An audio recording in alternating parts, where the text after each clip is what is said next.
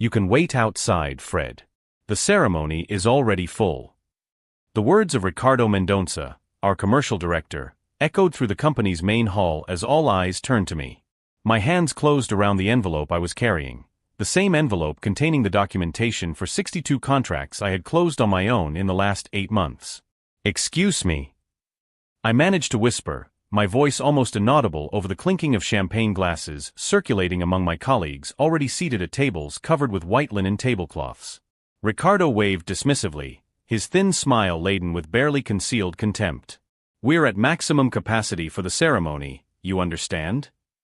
I looked around the spacious hall. Every colleague in my department was comfortably seated at the tables. Even Tyler, the intern who had been with us for exactly 21 days. The same intern who, somehow, had presented my consultative sales strategy as his own during last month's board meeting. "Why would we waste a seat on you?" Ricardo added with that icy smile. "You're just a salesman." At that moment, it all crystallized.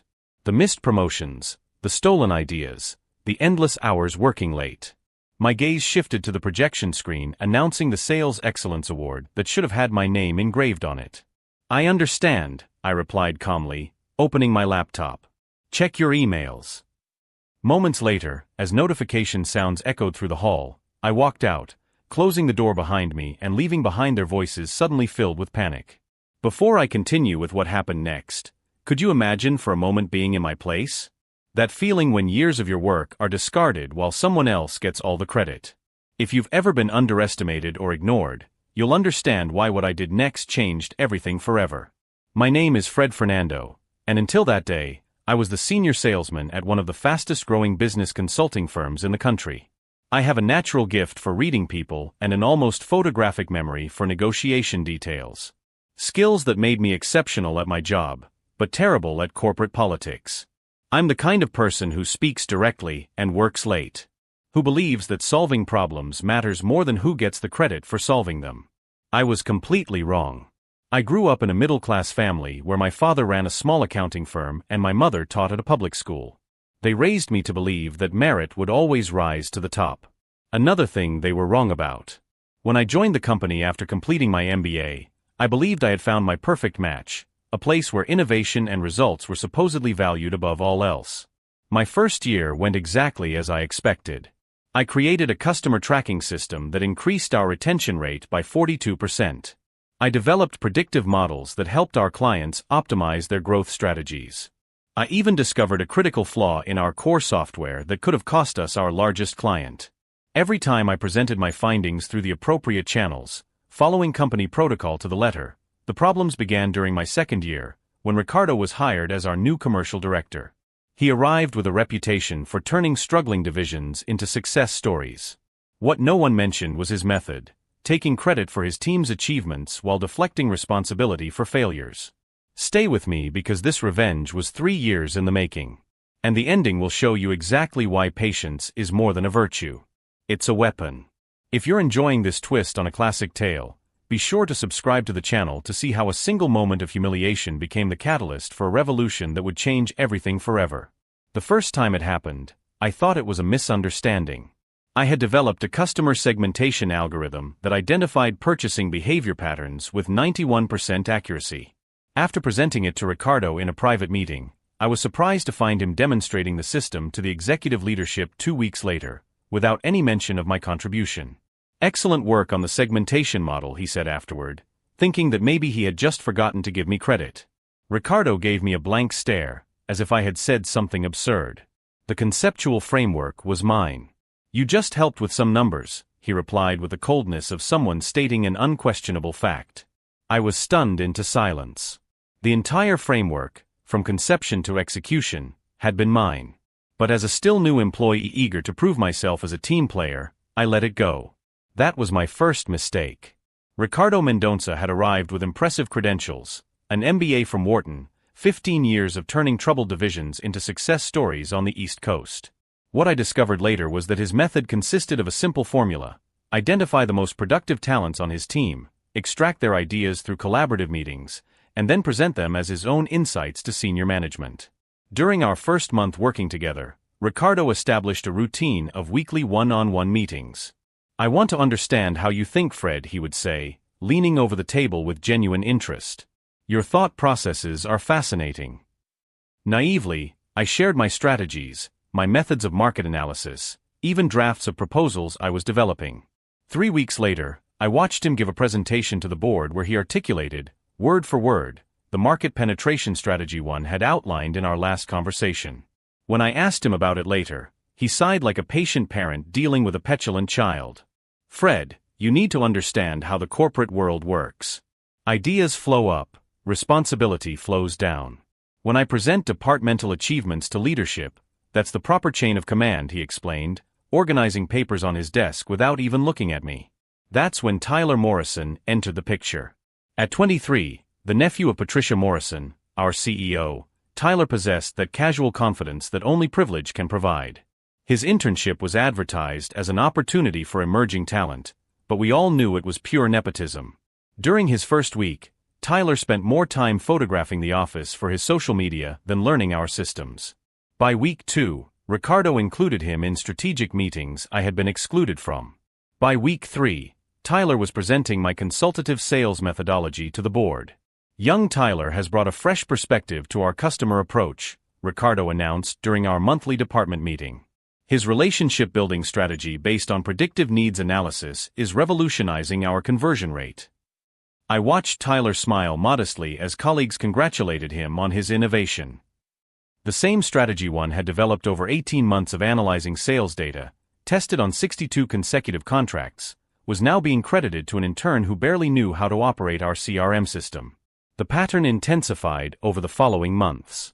I would identify a problem, develop a solution, share it with Ricardo, and watch as Tyler presented it as his own insight. When I finally found the courage to bring this up with Helena Santos in Human Resources, her response froze me to the bone. "Do you have documentation proving that these were exclusively your ideas?" she asked, without looking up from her computer. "I have the original files with the creation dates," I replied. "But you developed this during work hours using company resources?" "Well, yes, but then it belongs to the company, not to you personally.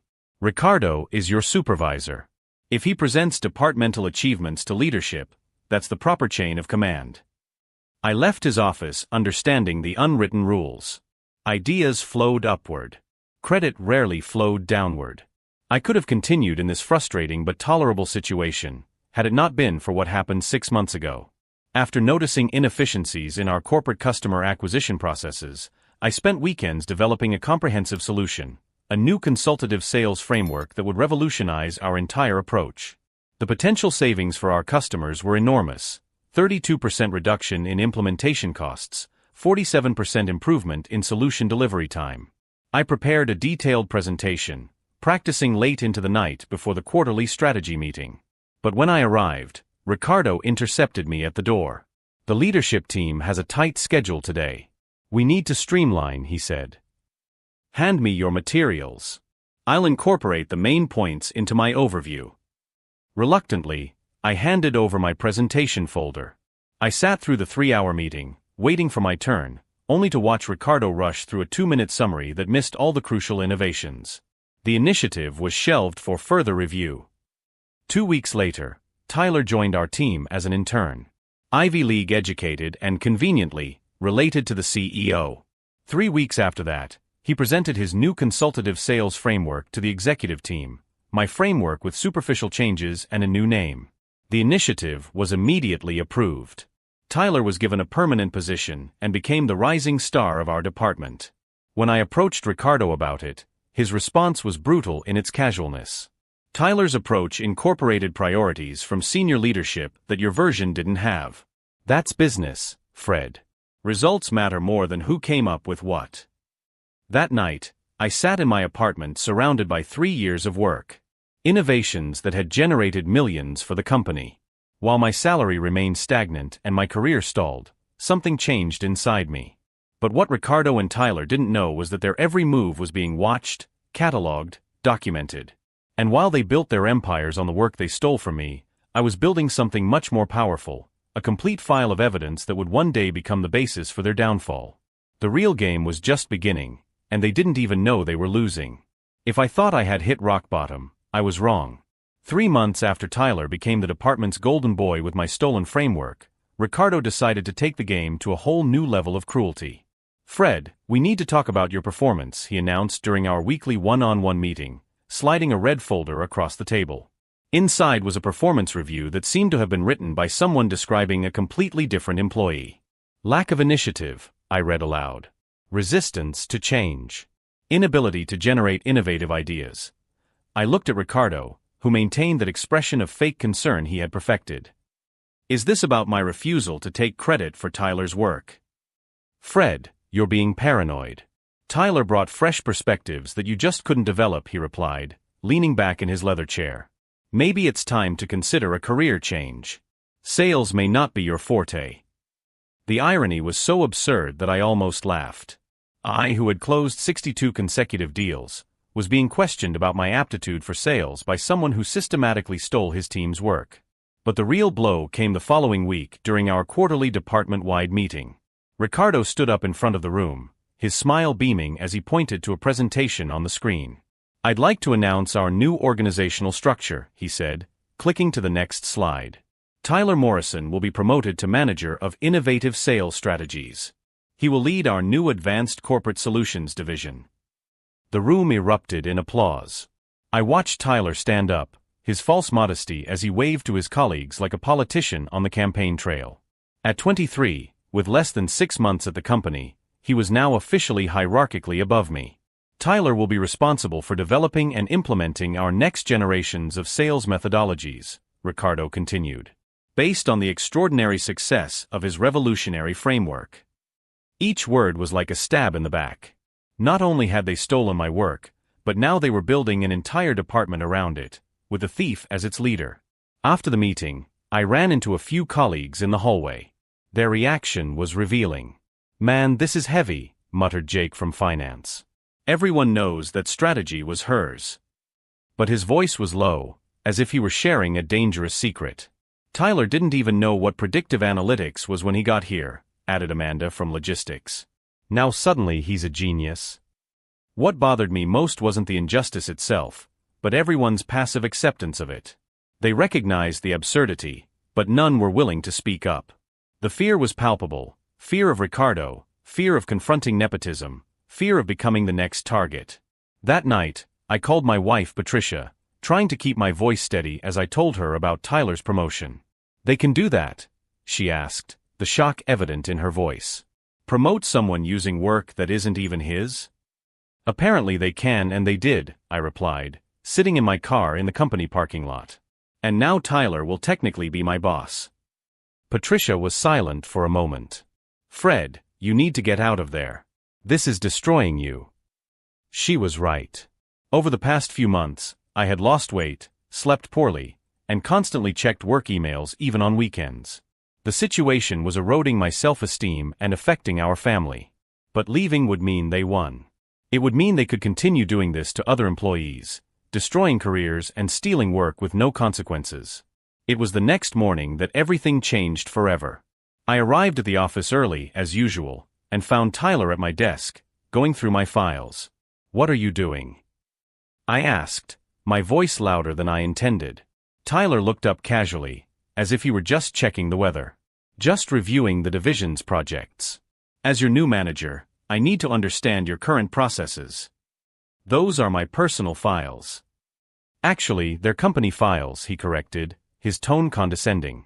"And now that I oversee this area, I have full access." He picked up a specific folder, the one containing my most recent market analysis, 3 weeks of work I had completed the previous Friday. "Interesting approach," he commented, flipping through the documents. "I'll need to present this to the board next week.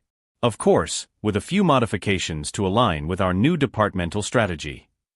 At that moment, something broke inside me. It wasn't an explosion of anger or dramatic despair. It was a cold, calculated clarity, like ice forming instantly in super-chilled water. "Sure," I replied calmly. "Anything that helps the department." Tyler smiled, interpreting my calmness as resignation. "Excellent.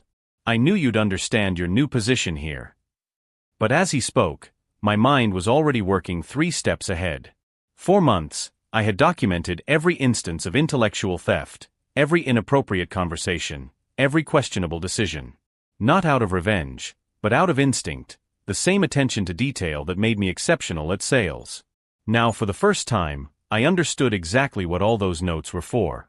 As Tyler continued to review my files with growing arrogance, I began mentally cataloging the resources I would need, specific contacts in the industry, documentation I could legally obtain, and the precise timing for each move.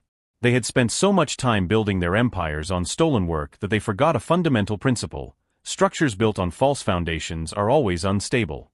And I had spent years learning exactly where every crack, every weak spot was located. Ricardo thought he had broken me. Tyler believed he had humiliated me completely. Both were about to discover the difference between looking defeated and being defeated. That afternoon, for the first time in months, I left the office on time. Not because I was giving up, but because I had real work to do. Work they would never see coming. The war had officially begun, but this time, I would choose the battlefield. That night, for the first time in months, I didn't turn on my laptop to check work emails. Instead, I opened a bottle of wine that Patricia and I had been saving for special occasions and spread 3 years of documentation across the dining room table. Each folder contained a specific category: secretly recorded conversations with Ricardo where he admitted to stealing ideas from the team, time-stamped emails showing when I had sent proposals that later appeared in Tyler's presentations, and detailed records of every client I had personally won. But the most valuable file was in a red folder labeled Personal Backup. For years, out of sheer meticulous salesmanship, I had kept copies of all my original contracts, recordings of successful sales calls, and even photos of the documents Tyler was reviewing on my desk. Patricia found me at 2 a.m, still organizing evidence. "Fred, what's all this?" she asked, looking at the documents scattered like pieces of a giant jigsaw puzzle. 3 years of proof that I'm not crazy," I replied, showing her a recording on my phone.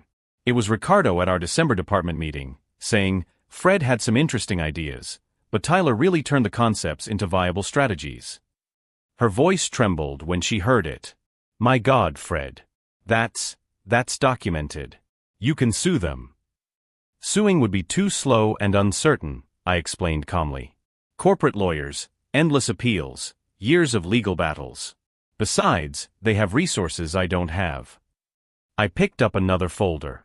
"But I have something they don't." Over the next few days, I implemented the first phase of my plan. I began discreetly contacting former colleagues who had left the company under similar circumstances. The first call was to Marcus Chun, who had been fired 2 years earlier after Ricardo presented his customer retention strategy as his own. "Fred, man, I thought you'd never call," Marcus said when I explained why I was calling. "That company is toxic. Ricardo does this to every talented person who comes near him." "Do you have documentation of what happened?" I asked. "I have everything. Emails, recordings, even witnesses. But my lawyer said it would be an uphill battle against their legal department." Over the next few weeks, I discovered I wasn't alone. Amanda Rodriguez from finance had left after her cost optimization analysis was credited to her manager. David Park had missed out on a promotion when his market analysis methodology appeared in a presentation Ricardo gave to investors. Each conversation revealed the same pattern: talented employees being systematically exploited, their ideas stolen, their careers sabotaged. More importantly, each of them had kept detailed documentation, instinctively protecting themselves from future accusations. During this period, Ricardo and Tyler intensified their campaign against me. At the weekly Monday meeting, Ricardo announced a reorganization of responsibilities that effectively removed all of my key clients and transferred them to Tyler. "Fred will be responsible for lead development and administrative support," he said with that fake smile. "This will allow Tyler to focus on the strategic accounts that require his unique expertise." The humiliation was deliberate and public. Watching my colleagues avoid eye contact as I was reduced to a glorified assistant was the moment when any residual hesitation disappeared completely. But they didn't know that their every move was being meticulously documented. During our one-on-one meeting on Wednesday, Ricardo was particularly cruel. "Fred, I'm going to be blunt because I like you," he said, leaning back in his chair. "You clearly don't have what it takes for strategic sales. Tyler has demonstrated in 6 months what you haven't been able to do in 3 years." I kept my expression neutral as the recorder in my pocket captured every word. Perhaps it's time to consider a transition to another area. Human resources, maybe. Or administrative. Places where your attention to detail would be more appropriate.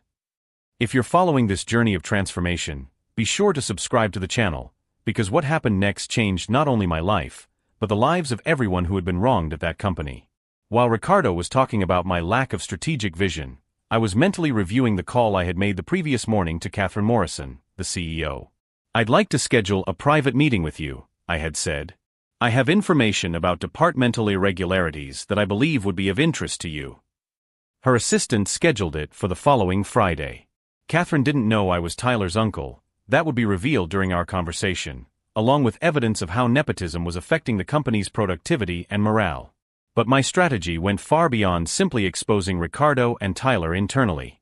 During the evenings, after Patricia fell asleep, I worked on something much more ambitious. Using my industry contacts, I began discreetly probing for opportunities. Not traditional jobs, but something completely different. During a particularly revealing call with Sarah Kim, a former client who had become an independent consultant, she mentioned something interesting. "You know, Fred, several of us former clients have been discussing starting our own consulting firm. We're tired of paying exorbitant prices for mediocre services," she said. "If we had someone with your expertise and work ethic." It was at that moment that I realized my revenge would not just be exposing the corrupt system, it would be replacing it with something better. I spent the next 2 weeks developing a comprehensive business plan. Not just for my own consulting firm, but for a cooperative of talented professionals who had been discarded by companies that valued politics over performance. Marcus, Amanda, David, and 3 other former employees expressed interest in joining the project. Each brought unique expertise and, more importantly, a portfolio of clients frustrated with their current providers. On the Thursday before my meeting with Catherine, Tyler made his most arrogant move yet. During our departmental meeting, he announced that he had developed a new market expansion strategy. I watched silently as he presented, word for word, the plan I had submitted confidentially to Ricardo 6 months earlier. The same plan that had been filed for further review. This innovative approach could increase our market penetration by 40%, Tyler declared with the confidence of someone who truly believed his own words. When he finished, Ricardo stood up to applaud. "Excellent work, Tyler. That's exactly the kind of visionary thinking our company needs." At that moment, watching the standing ovation my own work was receiving at the hands of someone else, I felt a crystal-clear calm settle over me. It wasn't anger. It wasn't frustration. It was the absolute certainty that I had made the right decision. The next morning, as I was getting ready for the meeting that would change everything, I received a text message from Amanda. "Fred, I just confirmed it. 5 former major clients are ready to sign contracts with us as soon as we officially launch." I put my phone in my pocket and grabbed my briefcase containing 3 years of evidence. It was time to show Catherine Morrison exactly what kind of company she was running. And after that, it would be time to show Ricardo and Tyler what happens when you underestimate someone who has absolutely nothing left to lose. On Friday morning, I arrived at CEO Catherine Morrison's office at 9 o'clock sharp. Her assistant led me through the executive corridor, a space I had only glimpsed during my 3 years with the company. Catherine was sitting behind an impressive mahogany desk, reviewing documents. At 52, she projected a quiet authority that explained how she had built a $100 million company from the ground up. "Mr. Fernando, thank you for coming," she said, gesturing to the chair across from me. "Your message mentioned departmental irregularities. I'm interested in hearing your concerns." I opened my briefcase and placed the first piece of evidence on the table, a timestamp recording of Ricardo admitting to stealing his team's work. "Ms. Morrison, for the past 3 years, I have systematically documented a pattern of intellectual appropriation, nepotism, and mismanagement in our sales department," I began calmly. "What you are about to hear may be disturbing." I played the recording where Ricardo said, verbatim, "Fred had some interesting ideas, but Tyler really turned the concepts into viable strategies." Catherine frowned, leaning forward. "When was this recording made?" 2 weeks ago, during our department meeting.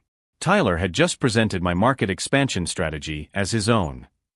I showed her the original files with timestamps, proving that I had developed the strategy 6 months before Tyler was hired. Over the next 40 minutes, I presented evidence after evidence. Recordings, emails, original documents, testimonials from former employees. Catherine remained silent, her expression hardening with each new revelation. "And Tyler Morrison is your nephew," I concluded, handing her the last folder. For the first time, Catherine looked genuinely shocked. "How did you find that out?" "Basic public records research. What concerns me isn't the nepotism itself, but how it's being used to validate systematic appropriation of intellectual work." Catherine leaned back in her chair, processing everything.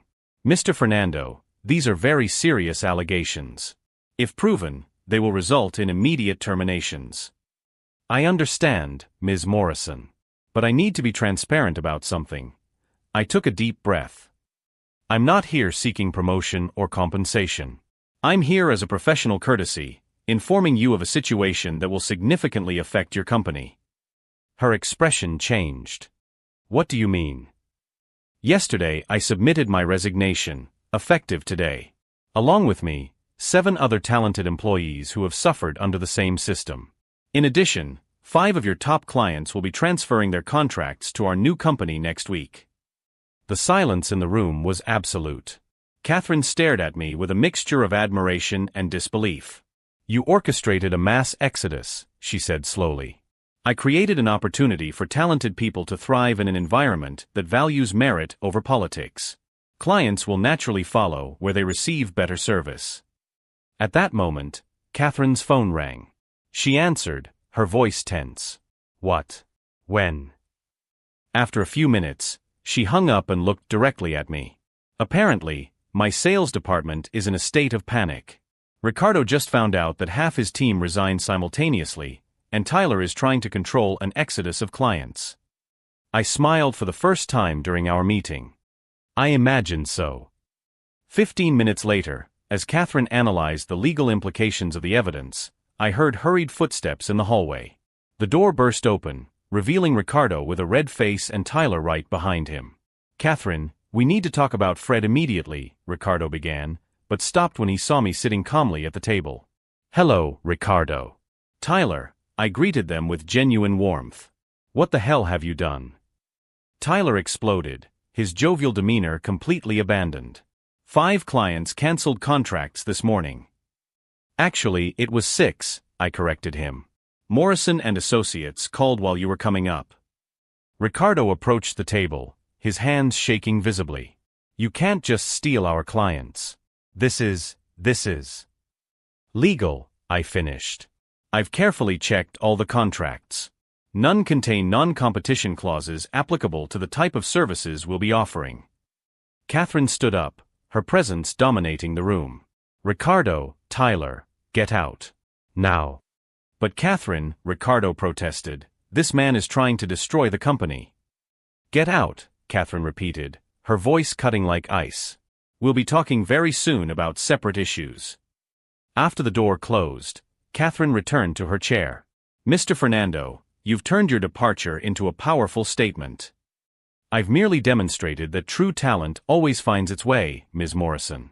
With or without institutional recognition." She picked up one of the recordings, shaking her head. "In 20 years of building this company, I never imagined something like this was happening right under my nose." "Toxic systems thrive on silence," I replied. "Once exposed to light, they rarely survive." Catherine held out her hand. "Good luck with your new company, Mr. Fernando. I have a feeling we'll be hearing a lot about you in the future." I shook her hand firmly. "Thank you for meeting with me, Ms. Morrison. And for the opportunity to set the record straight." As I walked down the executive corridor for the last time, I felt a lightness I hadn't experienced in years. In the elevator, I checked my phone, 8 messages from new clients interested in working with us, 3 from candidates wanting to join our team, and a photo of Marcus in our new office building, smiling as he installed our sign.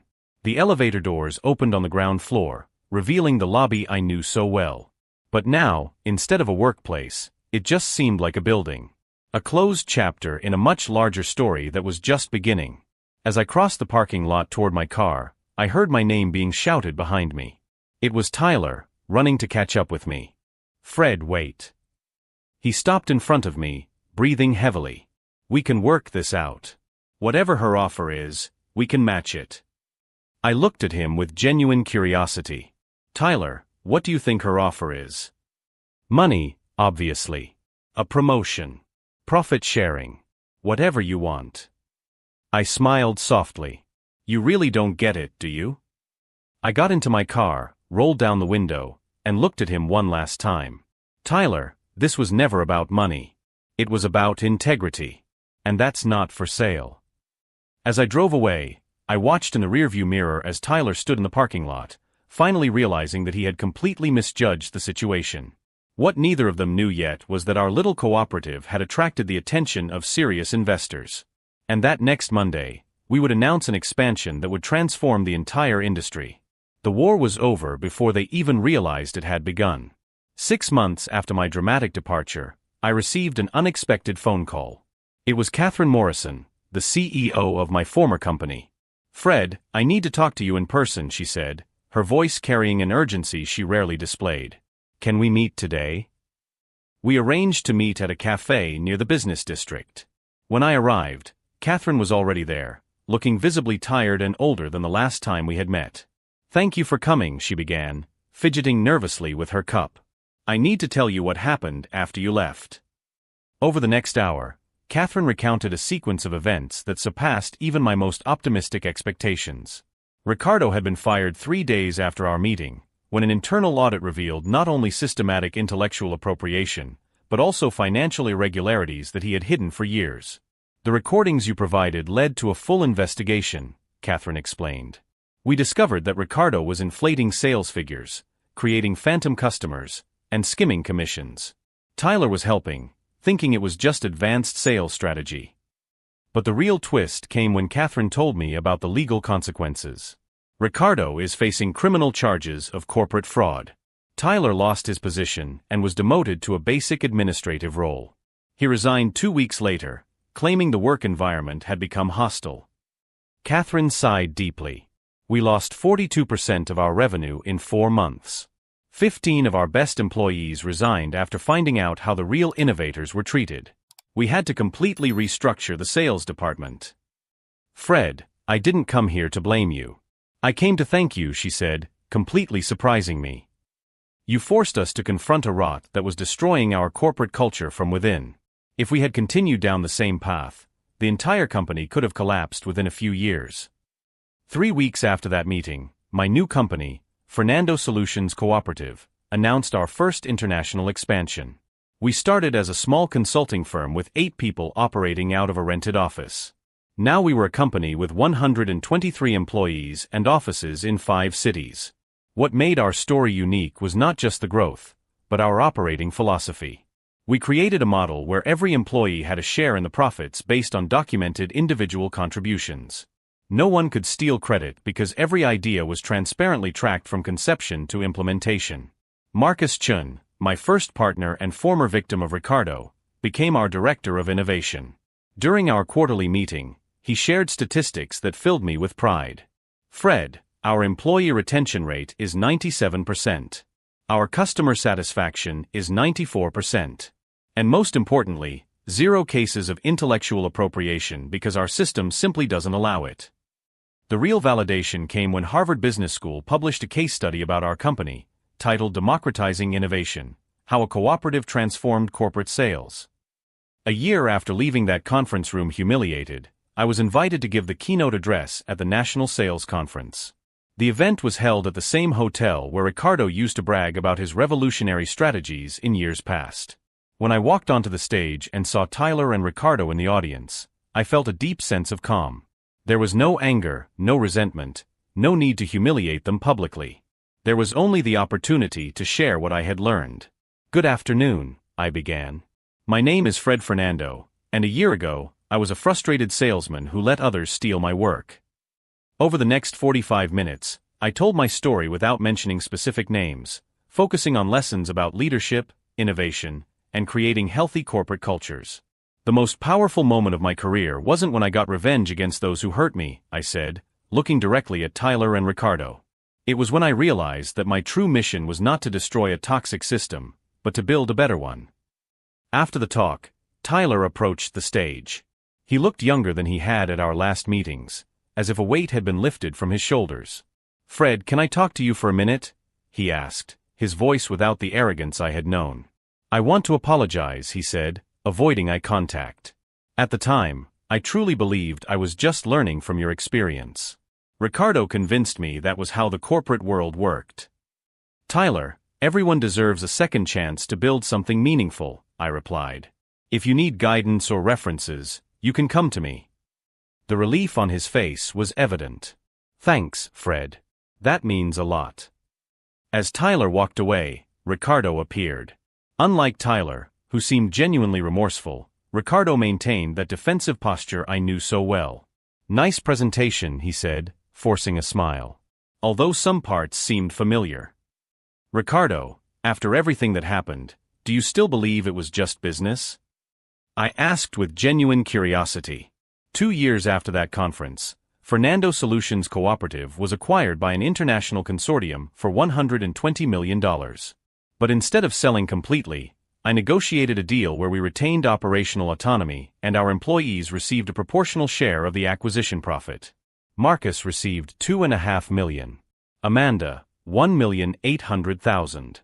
Every employee, including our receptionist who had only been with us for 8 months, received at least $60,000. During our celebration party, Patricia, my wife, pulled me aside to a quieter corner. "I'm proud of you," she said, her eyes shining. "Not for the money or the success, but for the person you've become in the process." The Fred I met 15 years ago would have used that money to buy expensive cars and show Ricardo and Tyler how successful he is, she explained, smiling. This Fred has created a scholarship fund for underprivileged students and is planning a second company focused on mentoring young professionals. She was right. At some point during our journey, I had stopped measuring success by the defeat of others and started measuring it by my ability to lift up those around me.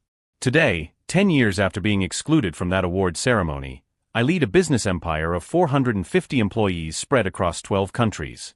But the number I'm most proud of isn't our annual revenue of $82 million.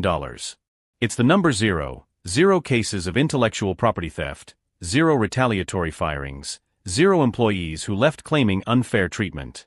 The last I heard, Ricardo was working as a business ethics consultant, helping other organizations identify and correct toxic cultures. Tyler opened a business school focused on business ethics for young entrepreneurs. The real revenge wasn't destroying those who hurt me. It was proving that there is a better way to do business, a way that benefits everyone involved without requiring someone to be diminished so that others can rise. If this story touched you, if you've ever felt underestimated or had your work stolen, subscribe to the channel to discover more stories of people who turned injustice into opportunities to create something extraordinary. Sometimes, when someone tries to destroy you, they are actually setting you free to build something much greater than you ever imagined possible.